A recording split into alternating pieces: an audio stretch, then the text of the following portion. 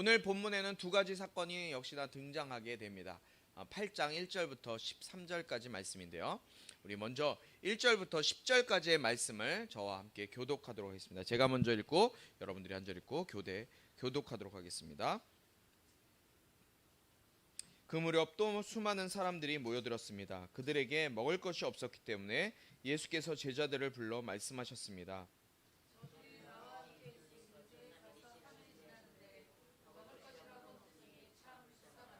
멀리서 온 사람도 있으니 굶겨 보냈다가는 가다가 도중에 쓰러질 것이다.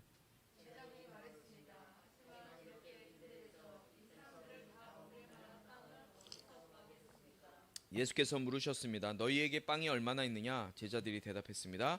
7개입니다.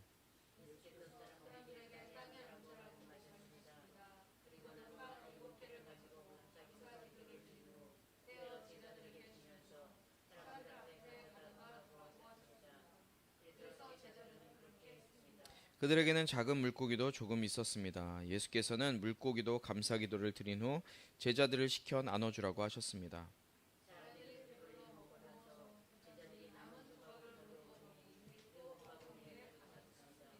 거기에는 대략 4,000명의 남자가 있었습니다. 예수께서 그들을 돌려보내시고는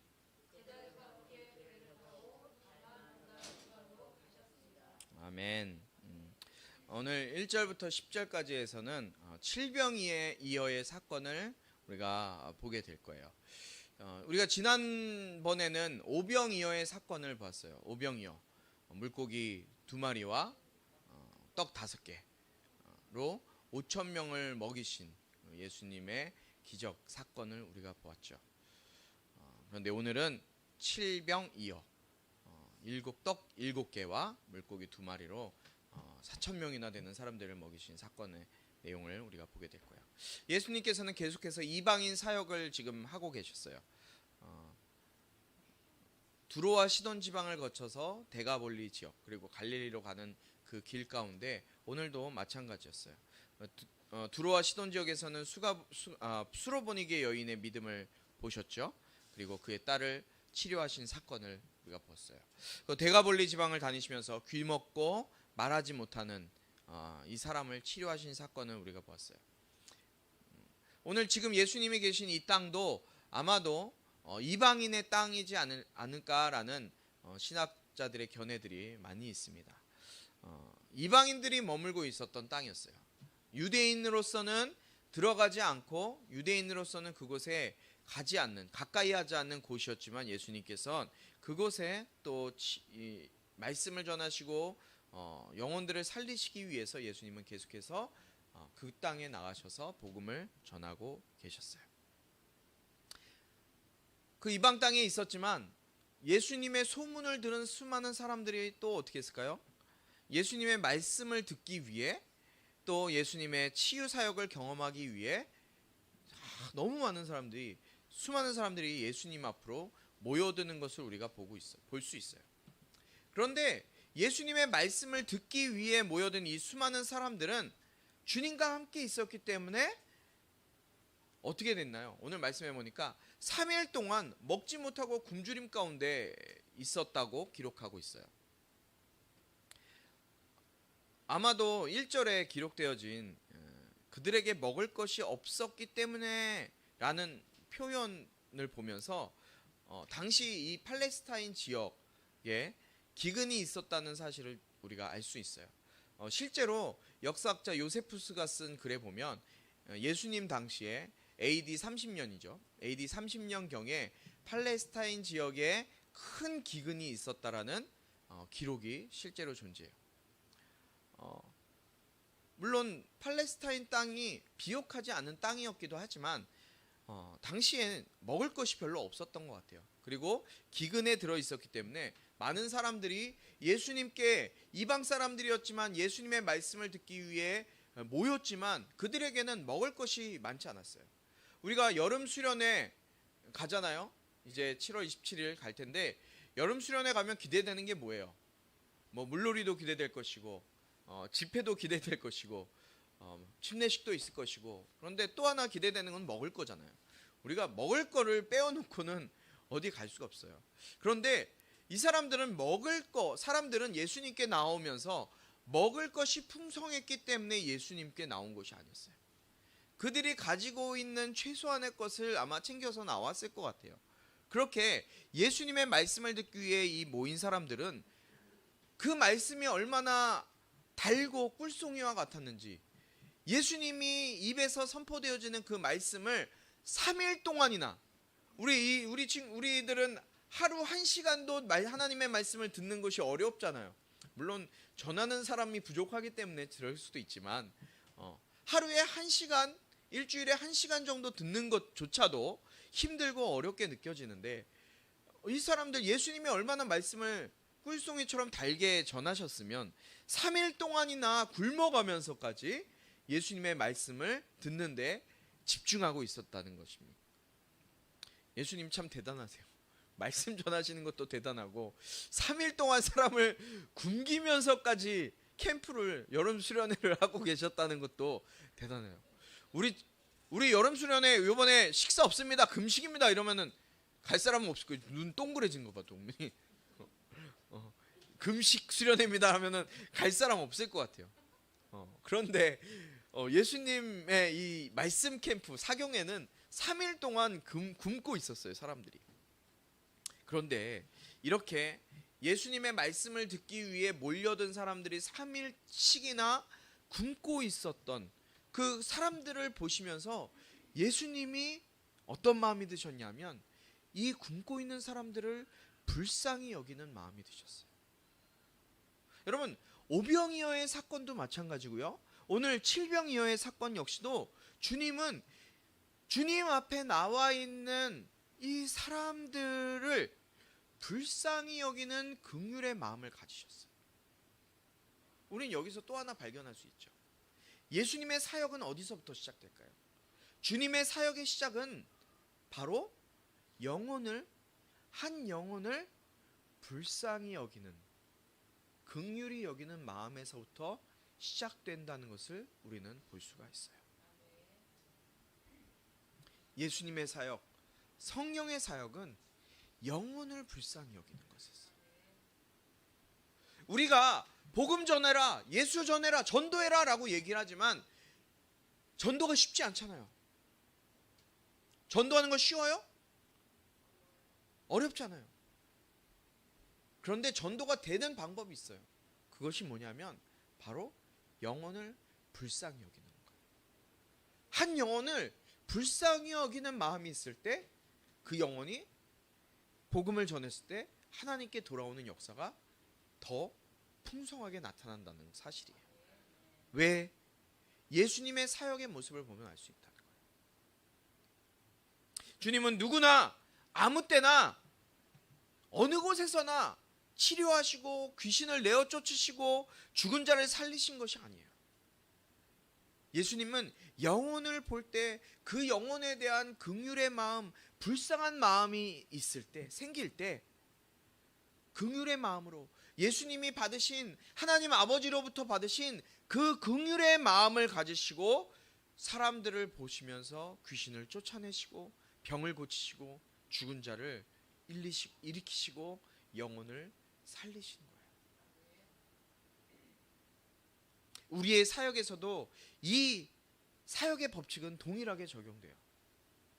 주님의 영혼을 향한 그 긍휼의 마음으로 사역하신 것과 같이 우리 안에서, 우리의 사역 가운데서도 영혼을 향한 긍휼의 마음이 있을 때, 영혼을 향한 안타까운 마음이 있을 때, 사랑하는 마음이 있을 때 그 사랑의 마음으로부터 사역이 시작되어지는 거예요.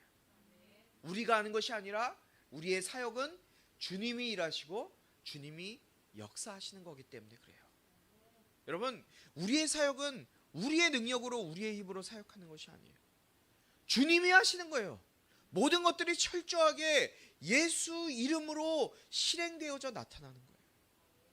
그렇기 때문에 주님의 마음, 주님이 사역을 하신 마음은 바로 영혼을 사랑하시고 영혼을 향한 긍휼의 마음을 가지시고 계셨을 때 그 사역이 실제가 되어서 나타나는 것을 보게 된다는 거예요. 또한 주님은 주님의 말씀을 듣고자 하는 자들을 향한 긍휼의 마음을 보이셨다는 거예요. 여러분, 주님의 말씀을 듣기 위해 지금 이 이방인 지역이었는데요. 이 이방인 지역 가운데 이방인들이 모여들었어요. 한두 사람이 아니에요. 남자 장전만 4,000명이에요. 어른들만. 목사님같이 남자, 우리 장로님 권사님 아니에요. 우리 어린아이들 아니에요. 인원 축에도 섞이지도 못해요. 나 같은 사람만 4,000명이 몰려들었어요. 그러면은 이 남자의 여자들, 부인들이 있었을 것이고 그 아이들도 있었을 것이고 노인들도 있을 것이에요. 그런 사람들 다 치면 몇 명 정도가 모였을 것 같아요? 최소한 적어도 2만 명 이상은 모였을 것 같아요. 그 2만 명이나 되는 사람들이 왜 모였어요? 왜 모여들었어요? 주님의 말씀을 듣기 위해서. 어떻게든 주님 한번 만나보고 주님 얼굴 한번 보고 예수님을 통해서 내가 치료받고 내가 살아나고 내 영혼이 회복되기 위해서. 내 가족이 아파 힘들어하는 내 가족이 살아나기 위해서. 많이 더 추우신가요?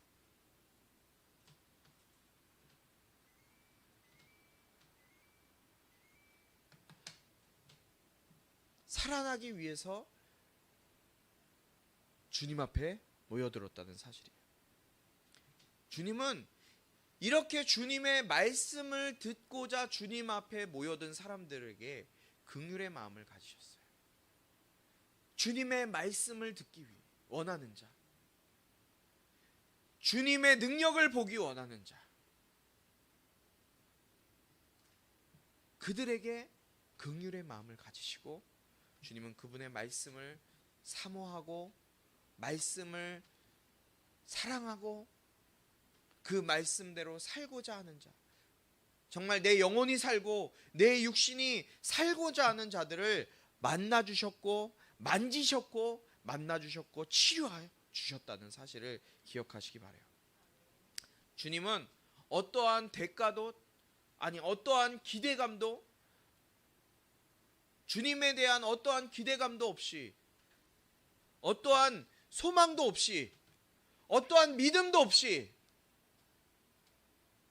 그냥 아무 생각 없이 앉아있는 그런 사람들에게는 어떠한 은혜도 주님은 베푸시지 않아요. 여러분 반드시 기억하세요.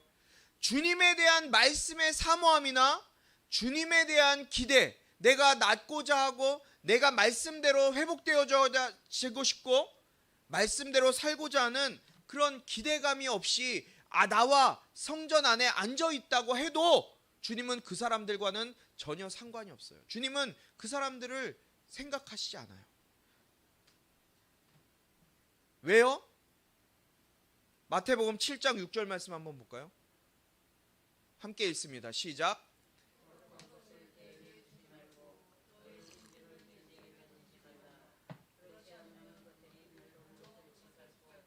뒤돌아서 너희를 물어뜯을지 모른다. 아멘. 예수님이 하신 말씀이에요. 예수님이 뭐라 그랬어요? 거룩한 것을 개들에게 주지 말라. 진주를 돼지에게 주지 말라. 왜요? 왜 그렇게 말씀하셨을까요? 주님의 말씀, 살아계신 하나님의 말씀은 너무나 거룩하고 귀한 진주보다 다이아몬드보다 더 값진 것인데 그것에 대한 값어치를 알지 못하는 자에게 그것을 준다 한들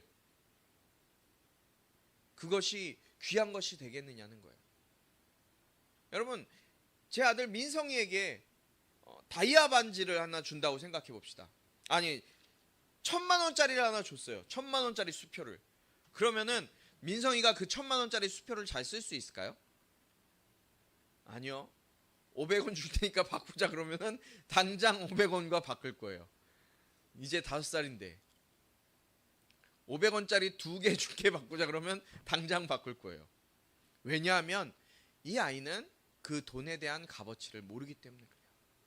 그런데 오늘 이 시대에도 우리가 살아가고 있는 이 시대에도 주님의 말씀이 선포되어지고 있고 살아서 역사하시는 그 아버지의 말씀, 그 말씀이 우리에게 주어지고 있는데 그 말씀의 귀중함과 소중함을 알지 못한 채 그냥 아무 기대감도 없이 아무 의미도 없이 그냥 교회에 나와서 그 자리만 차지하고 앉아 있는다. 주님이 말씀하셨어요. 그들에게 진주를 주지 말라 그래요. 오히려 그들이 물어뜯을지 모른다. 예수 이름의 능력, 예수의 이름의 권세를 알지 못하는 자들에게 예수님은 단호하게 말씀하세요. 거룩한 것을 개에게 주지 말고 진주를 돼지에게 던지지 말라. 중요하고 귀한 것을, 그 가치를 알지 못하는 자에게 좋은 것, 귀한 것을 줄 필요가 없다는 거예요. 우리에게 먼저 주님의 말씀을 들으려고 하는 귀와 예수로 살고자 하는 그 마음, 주님을 향한 갈망이 있기를 오늘 말씀을 통해 내 삶이 변화되어 살아나게 되는 그 역사가 나타나길 기대하는 마음이 우리 안에 있기를 축원합니다. 예수님의 이 말씀의 제자들이 4절에 이렇게 대답해요. 빈들에서 이 사람들을 다 먹일 만한 빵을 어떻게 구합니까? 그랬더니 주님이 뭐라고 합니까? 제자들은 이거예요. 우리가 어떻게 해요, 주님? 빵을 지금 어떻게 구해요? 이들이 있는 곳 한번 생각해 보세요. 지금 어디예요? 광야예요. 광야지대, 가게도 없고 인구 밀도도 높지 않은 곳이에요. 제자들의 입장에서 보면 당연한 생각이었을지도 몰라요. 제자들의 눈에, 제자들의 생각에 먼저 들어온 것은 뭐였을까요? 지금 놓여있는 환경이에요. 상황이에요.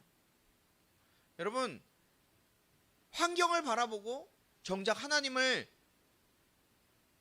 마음을 깨닫지 못한 모습이 제자들의 모습 속에서 그대로 나타나고 있어요. 상황과 환경이 될 만한 것이 아니고 말도 안 되는 상황이지만 주님이 원하시면, 주님이 일하시면 주님은 환경과 상황을 뛰어넘어서 일하시고 역사하시는 분이신 줄 경험했지만 또다시 이들에게 인간적인 걱정이 먼저 들어오는 거예요. 우리가 조심해야 될 게 바로 이거예요. 인간적인 생각, 인간적인 눈에 보이는 상황과 환경, 그것을 바라보게 되면 그 너머에서 역사하시고 일하시는 그 주님을 향한 믿음의 눈이 우리에게 없어지게 되는 거예요. 우리의 상황과 환경을 바라보면요, 주님이 일하시지 않아요. 주님이 일하시고 주님이 역사하시지 못하는 거예요. 우리가 조심해야 될 것, 바로 우리 인간의 눈에 보이는 상황과 환경을 바라보지 않는 믿음의 눈이 우리 안에 떠지기를 축원합니다. 우리의 눈이, 믿음의 눈이 떠지기를 주님의 이름으로 축복합니다. 오병이의 기적을 경험한 제자들, 주님, 우리가 어떻게 합니까? 이들을 향해서 주님이 이제 다시 말씀하세요. 뭐라고 말씀하세요? 5절에 보니까 너희에게 빵이 얼마나 있니? 제자들에게 말씀하시는 거예요. 너네 빵 얼마나 갖고 있어? 여러분, 우리의 모습 생각해 봅시다.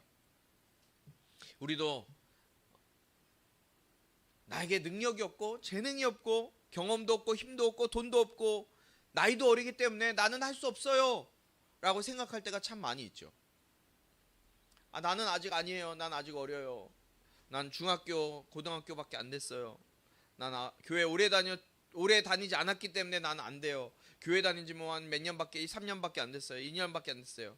여러 가지 이유로 나는 할 수 없다고 생각하는 경우가 참 많이 있어요. 그때 주님이 물어보세요. 뭐라고 물어보실까요? 너희에게 빵이 얼마나 있느냐? 너희들 빵 얼마나 갖고 있어? 내가 가지고 있는 것이 무엇이고 얼마이고 그것이 크고 작은 것이 아니라 주님이 물으세요. 네가 가지고 있는 건 뭐니? 주님이 물어보시는 거예요. 주님은 내가 가지고 있는 어떤 작은 것일지라도 나의 순종과 헌신을 통해 그것에 더해서 주님이 일하시는 거예요. 주님이 감동을 주시는 때도 주님, 나는 할 수 없어요. 나는 못해요. 이렇게 이야기하는 거는 겸손이 아니고요, 교만이에요. 제가 개척하기 전에 항상 그런 마음을 갖고 있었어요. 나는 개척 못해. 나는 못해. 난 못한다. 에이, 안 볼란다. 막 우리 은정사모가 계속 개척 얘기했는데 난 안 볼란다. 난 모르겠다. 무슨 개척이야. 그냥 여기가 나는 행복해. 나는 그냥 이렇게 할래. 이렇게 살래. 난 못합니다 였어요. 그런데 주님이 보게 하시더라고요. 그런 저에게 주님이 그 말씀, 그분의 그 말씀은, 성경 말씀은 그 말씀이 아니었는데 저에게 주시는 개인적인 주님의 말씀은 그거예요. 왜 내가 하는데 네가 못한다 그래? 내 교회인데 왜 네가 못한다 그래? 주님이 저에게 주시는 마음이었어요. 왜 내 교회를 네가 못한다고 하니? 제가 얼마나 회개했는지 몰라요.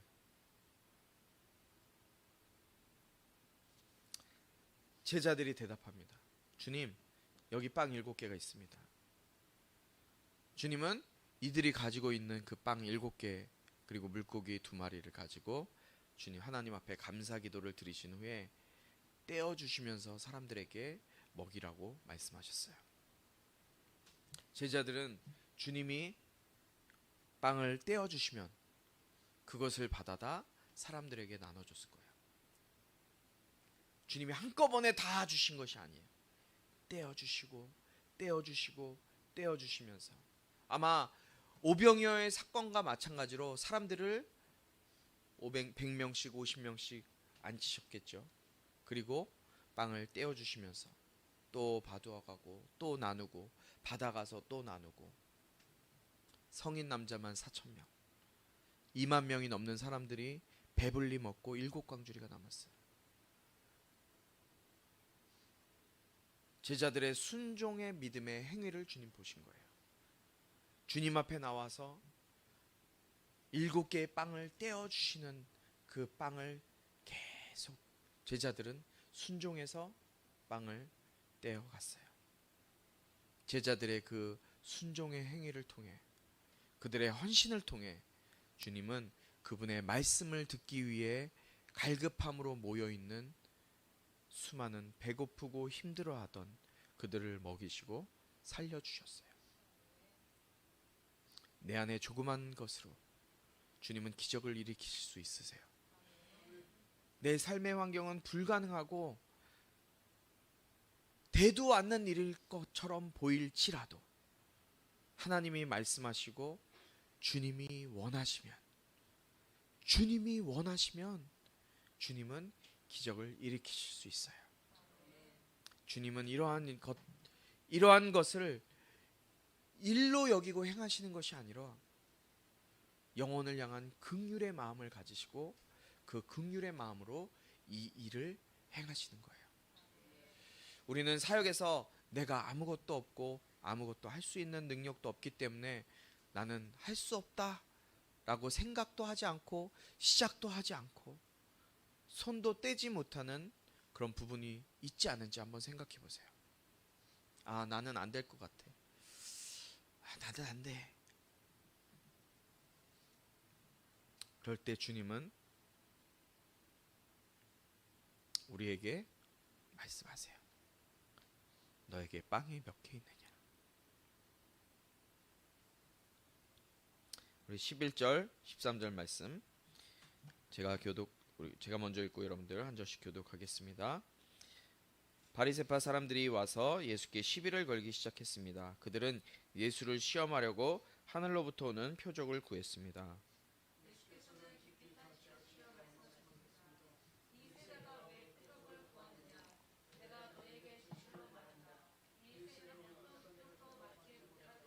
그러고 나서 예수께서는 바리새파 사람들을 떠나 다시 배를 타고 호수 건너편으로 가셨습니다. 아멘. 예수님께서 이제 달마누다 지방으로 가셨어요. 그곳에서 바리새인들이 예수님을 시험하기 위해 하늘로부터 내려오는 표적을 예수님께 구하고 있었어요. 바리새인들이 말한 하늘로부터 오는 표적이 무엇일까요? 하늘로부터 오는 표적. 모세가 시내산에서 하나님께로부터 받았던 십계명처럼 무언가 눈에 보이는 표적을 구하는 거예요. 모세, 유대인들에게 가장 위대하고 가장 중요한 사람이 바로 모세였어요. 왜냐하면 우리가 잘 알다시피 모세의 오경, 토라라고 하죠. 그 율법이 모세가 썼기 때문에, 그리고 모세가 십계명을 받았기 때문에 그들의 눈에 당신이 정말 메시아라면, 하늘에서 온 분이라면 모세와 같이 눈에 보이는 표적을 우리에게 보여주시옵시오라고 얘기를 했어요. 예수님을 시험한 거예요. 바리새인과 율법학자들의 가장 비교의 대상은 언제나 모세였어요. 모세. 율법의 최고 권위가 모세에게 있었거든요. 그런데 예수님이 12절에 단호하게 말씀하세요. 뭐라고 말씀하세요? 12절에 이 세대가 왜 표적을 구하느냐? 내가 너희에게 진실로 말한다. 이 세대는 어떤 표적도 받지 못할 것이다. 이 세대가 왜 표적을 구하느냐? 내가 너희에게 진실로 말한다. 이 세대는 어떤 표적도 받지 못할 것이다. 왜요? 왜요? 여러분 생각해 보세요. 바리새인들과 율법학자들이 예수님께 표적을 구했어요. 예수님이 눈에 보이는 표적을 만들어낸다고 예수님을 이들이 믿을까요? 아니요, 믿지 않아요. 예수님이 이렇게 말씀하신 이유가 뭘까요? 이미 하나님께서는 표적을 보여주신 거예요. 그 표적이 뭐예요? 눈에 보이는 표적? 바로 그들의 눈앞에 서 있는 예수 그리스도가 표적으로 이미 우리에게 주어진다는 사실이에요. 예수님이 바로 하늘로부터 내려온 하나님의 실제가 된 표적이기 때문에 주님이 보여주실 필요가 없었던 거예요. 주님이 말씀하신 이 세대, 음란하고 죄 많은 세대, 9절 19절에는 믿음이 없는 세대라고 이야기해요. 우리가 살아가고 있는 이 세대 역시 주님이 말씀하신 믿음 없고 음란하고 죄 많은 세대예요. 이 세대를 살아가고 있는 저와 여러분들은 어떤 표적을 구하면서 살아가십니까? 어떤 표적을 구하면서 살아가세요? 이미 예수님을 마지막 때의 표적으로 우리에게 허락하셨고, 예수님께서 이 땅에 오셔서 하나님 나라의 복음을 전파하시고 수많은 증거를 보여주셨음에도 불구하고 마음이 완악한 자들은 교회를 무시하고 심지어 예수님의 이름을 비웃기까지 하는 것을 우리는 경험하게 돼요. 이러한 세대를 살아가는 우리에게 필요한 것이 뭐예요? 하나님께서 마지막 표적으로 우리에게 주신 예수의 이름이 바로 우리에게 필요한 마지막 표적 아닐까요? 마지막 표적으로 하나님은 예수의 이름을 우리에게 주셨어요. 우리는 예수를 붙드는 것으로 하나님의 표적을 누리며 경험하면서 살아갈 수 있는 거예요. 그 주님이 이 땅에 남겨주신 선물인 교회를 위해 말씀에 순종하고 교회를 위해 나를 주님께 드리는 것, 나의 삶을 드리고 나의 재능을 드리고 나의 물질을 드리는 것, 비록 작고 초라해 보이지만 주님의 말씀에 순종하여서 나의 상황과 환경을 바라보지 않고 주님을 바라보는 그 믿음의 눈으로 믿음을 가지고 주님 앞에 나아갈 때 주님이 나의 그 작은 물고기를 가지고 떡을 가지고 주님이 일하실 거예요. 우리 오늘 이 찬양으로 함께 나아갔으면 좋겠어요. 나는 부족하지만 주님, 내가 여기 있사오니 나를 사용하여 주시옵소서. 함께 찬양하겠습니다. 주님, 내가 여기 있사오니 나를 보내소서.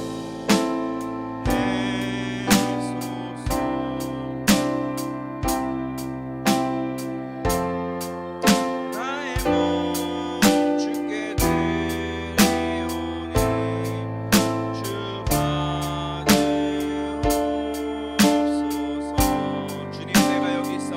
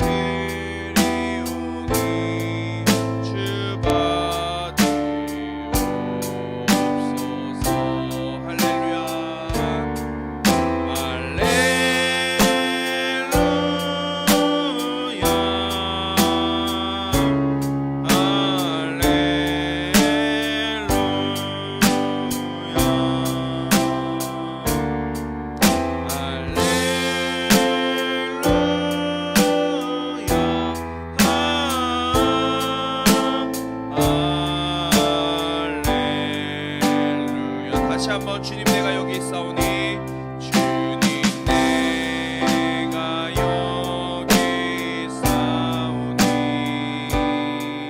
나를 보내소서. 나의 맘 나의 몸 주께 드리오니 주 받으옵소서. 주님 내가 여기 있사오니 주님 내가 여기 있사오니 나를 써주소서.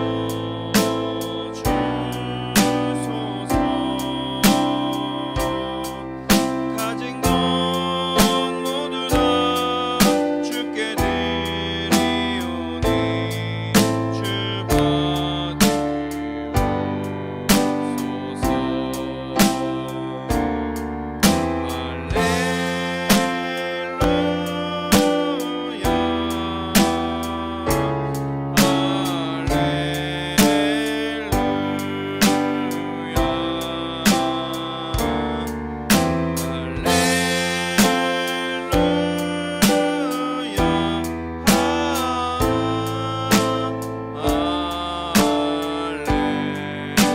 우리 이 시간 같이 함께 말씀을 기억하면서 기도했으면 좋겠습니다.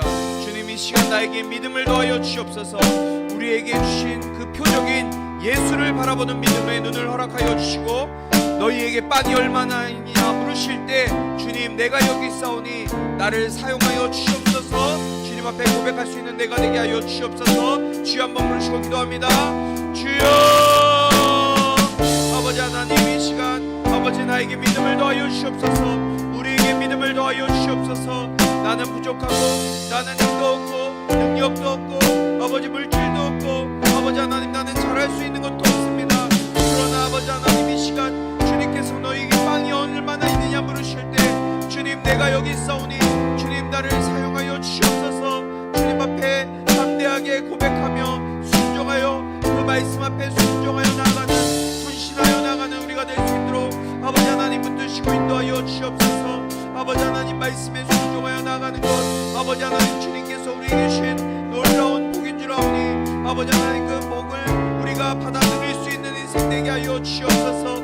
아버지 하나님 교만하지 않게 하시고 주님 말씀 앞에 겸손하게 내 삶을 드리고 주님 나를 통해 일하실 그 하나님을 기대하며 역사하실 하나님을 기대하며 아버지 믿음으로 나가는 인생 될 수 있도록 아버지 하나님 우리의 삶을 붙드시고 인도하여 주시옵소서. 아버지 하나님 우리에게 믿음을 더하여 주셔서 아버지 하나님의 말씀이 들려질 때 아버지 하나님 그 말씀을 듣고자 하는 갈급한 심령이 있게 하시고 말씀에 대한 기대의 마음이 있게 하여 주셔서 우리에게 아버지 하나님 확증으로 주신 그 예수의 이름을 붙들고 나아가는 인생들 되었기 원합니다. 세상에 아버지 하나님 이곳에 나올 때 아무 기대나 걱정 없이 아버지 생각 없이 나왔을지라도 아버지 이들의 마음과 생각을 움직이시고 아버지 붙들어 주셔서 아버지 저들이 주님 말씀 앞에 변화되게 하시고 말씀으로 살아가는 인생으로 저들이 살아갈 수 있도록 아버지 하나님 붙드시고 인도하여 주시옵소서. 우리를 사용하여 주시옵소서. 주님의 나라가 우리의 선심과 순종을 통해 일어나기 원합니다. 아버지 새로운 일기 원합니다. 아버지 주님 역사하여 주시옵소서. 아버지 주님께서 행하실 것들을 기대합니다. 감사합니다.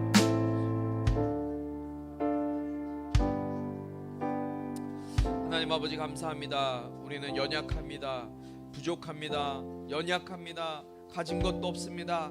그러나 주님 우리에게 너희가 빵이 얼마나 있느냐 물으실 때 주님 내가 여기 있사오니 나를 사용하여 주시옵소서라고 고백할 수 있는 믿음을 주시고 주님의 말씀을 들을 때 비록 이방인들이 있지만 주님의 말씀을 듣고자 3일 밤낮을 새가며 주님의 말씀을 사모했던 것처럼 아버지 하나님 오늘 예배하는 한 심령 가운데 주님의 말씀을 사모하는 마음을 허락하여 주시옵소서. 그 말씀이 우리의 삶을 변화시키고 인생을 변화시키는 생명의 말씀임을 이들이 깨닫고 주님의 말씀 앞에 삶을 온전히 드리고 주님께서 사용하셔서 나는 알 수 없지만 내 안에 역사하시고 일하시는 그 예수의 이름의 능력이 실제가 되어 나타나는 역사가 될 수 있도록 주시옵소서. 이 시간 빈손으로 나오지 아니하고 주님 앞에 귀한 예물로 정성스럽게 드린 손길들이 있습니다. 아버지 하나님, 저들을 축복하시고 저들의 인생 가운데 말씀하여 주시고 역사하여 주셔서 저들이 주님 앞에 완전히 붙들림 받아 주님의 나라 주님의 영광을 위해 쓰임받는 인생 되게 하시고, 이 주님 앞에 드려진 예물이 아버지 하나님 죽어가는 영혼들, 주님 알지 못해 죄악 가운데 빠져 살아가는 그 수많은 영혼들이 예수로 변화되어 살아나는 역사들이 나타나는 놀라운 예물이 될 수 있도록 사용하여 주시옵소서. 예수 그리스도의 은혜와 하나님 아버지의 극진하신 사랑과 성령의 감화 감동 치유 회복 세워주시며 은혜가 이 시간 주님의 말씀을 기대하는 마음으로 듣기로 작정하며 주님의 부르심에 주님 내가 여기 있사오니 나를 사용하여 주시옵소서 고백하며 겸손하게 순종으로 주님 앞에 헌신하기로 작정하는 모든 심령들 가운데, 온라인으로 예배하는 모든 성도들 가운데 지금부터 영원토록 함께하기를 축원하옵나이다.